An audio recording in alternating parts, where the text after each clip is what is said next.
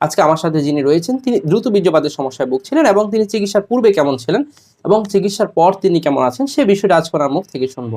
কেমন আছেন আপনি?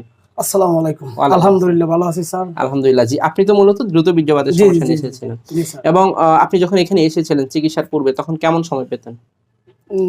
সত্য কথা বলতে কি sir 1 minute 2 minute 1 minute 2 minute বা 1 জি জি মিনিটের জি, মধ্যেই এবং বীর্যপাত হয়ে আমার যেত। লিঙ্গ খাড়াই হতো না, মানে শক্তই হতো না। শক্তই হতো শক্ত না। জি হলেই জি জি জি আসলে 1 মিনিটে বা 2 মিনিটের মধ্যেই জি বীর্যপাত জি হয়ে জি যেত। জি জি। এবং আলহামদুলিল্লাহ চিকিৎসার পর এখন কেমন আছেন? ইনশাআল্লাহ এখন অনেক ভালো।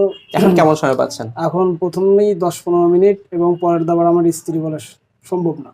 অনেক ভালো পাচ্ছেন। জি জি জি। এবং আলহামদুলিল্লাহ এখানে আসার পর এমন কোনো ওষুধ কি খেতে হয়েছে? মিলনের পূর্বেই খেতে হবে, খাওয়ার পর মাথা ধরা, বুক ধড়ফড় এই ধরনের সমস্যা? না না না জি এই ধরনের স্যার। কোনো সমস্যা হয় না না এবং হচ্ছে আপনি এই যে এইখানে আসার পর যে ওষুধগুলো খেলেন তাতে কোনো ধরনের দৈনন্দিন কাজকর্মে কোনো সমস্যা হয়নি তো? জি না জি না স্যার। কোনো দৈনন্দিন কাজে সমস্যা হয়নি এবং আলহামদুলিল্লাহ জি না। আপনার কিছু ব্যায়ামের কথা বলা হয়েছিল।